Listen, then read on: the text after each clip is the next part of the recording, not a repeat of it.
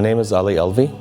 I grew up in the Washington, D.C. area, moved to New York, and for the last 4 years, I've been living in Medellin, Colombia. I own a business that I've owned since I was in New York. When I moved to Colombia, I was able to transfer that and work remotely from there. And the reason I moved to Colombia is about 5 years prior to moving to Colombia, I went there on a dental trip, and I went to a masjid to pray. And there I found a gentleman that was speaking, well, I guess very anti-Shia. And I realized that that's what they were teaching about Shia Islam in Colombia. So I was talking to my friend, and I said that someone needs to do something about it. And right away, I thought, why not me? So after COVID, I decided to pick up and move everything to Colombia and start the first Shia center in Medellin, Colombia. We started with about 4 or 5 Shia people in a city of 3 million. And now I think we have about 25 to 30 people that attend regularly to our center. A lot of them converted from being Christian to Shia, and some converted from being Sunni to Shia.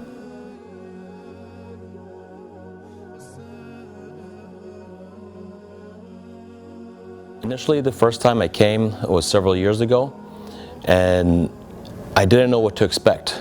I was told to go, it would be amazing, and I had never been in such a large crowd before. So when I did arrive, I was overwhelmed. And then as the days kept going, hours kept going, I started to become more comfortable. And even though I don't speak the language, I don't understand what anyone's saying when they speak to me, but I feel like I'm home.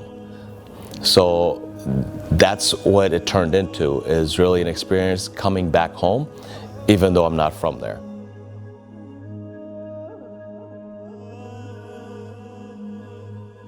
One image that remains in my head is of people walking, even if they have one leg, even if they have no shoes, or someone is pushing them in a cart.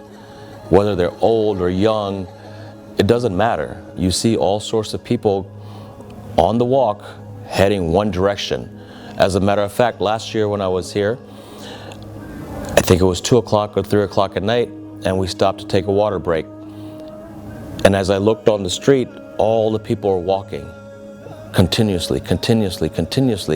And I thought to myself, why have you left the comfort of your home, the comfort of your bed, and decided to come to such a hot place with over 20-something million people? For what?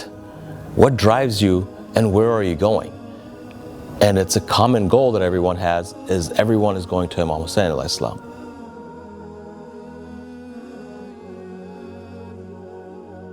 When coming here on the walk, you have so many people, they might push you by mistake, but you don't push them back. You learn to be patient. Things don't always go the way you want to go, but you learn to be patient. And there's so much love for one another that if you accidentally bump into someone, they'll grab you and say, I'm sorry. But not in the same way as it's happening somewhere else in the world, because they may push you or grab you or touch you and like continue going. But here it's just a different feeling. For me, it's a renewal of faith, a renewal of allegiance to Imam Hussein and his mission. Because on that day of Ashura, when he stood here in these plains of Kerbala and said, who is there to help me in my mission? No one was there, because everyone was already martyred. But for me, because I wasn't there that day, I think I need to continue in his mission today. And coming here for me is just basically so coming here for me, it's basically a renewal of my allegiance to Imam Hussein alayhi salam. I would recommend to be prepared for anything. I would recommend to be patient again, and bring what you need, but also remember that there are a lot of things on the walk that are provided for you, like massages, washing your clothes, if you need internet service or making a phone call, or you need to get your shoes fixed, anything you can think of, it's provided for you.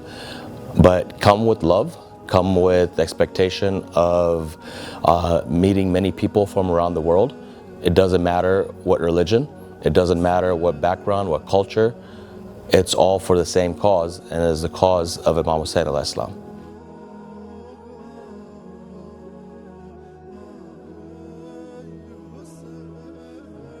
I think innately human nature, we want peace and justice. And by coming here, we see that. And we see that Imam Hussein alayhi salam stood for peace and justice. And regardless of what religion, we all strive for that. So coming here, I believe it's more of a march for justice and love and tranquility.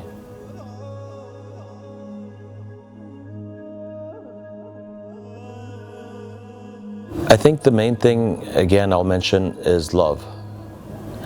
And when we were walking from Najaf to Kerbala this time, after we had entered Kerbala, randomly a gentleman came over and asked me where I'm from, because he saw the Colombian flag on my back. And I told him I'm from Colombia. And he said, welcome to Iraq, welcome here. Is this your first time? I said, no. And then he walks away. And then within 5 seconds, he walks right back. He says, do you need anything from me? Do you have a place to stay? You're welcome to come and stay in my house. How do you go to a stranger just like that and offer a place to stay when you've never met him before? So that love that we feel when we come here is, in a way, I think, the love coming from God, through the Prophet, peace be upon him, through the Imams, to us. When I've described اربعین to non-Muslims, through the experience, I don't base it on religion, I base it on humanity. I base it on love, I base it on what the cause is. And again, the cause being wanting justice, standing up against tyrants, standing up against oppression. So that's a common human element, I think, that brings us all together and would allow all religions and cultures to come here.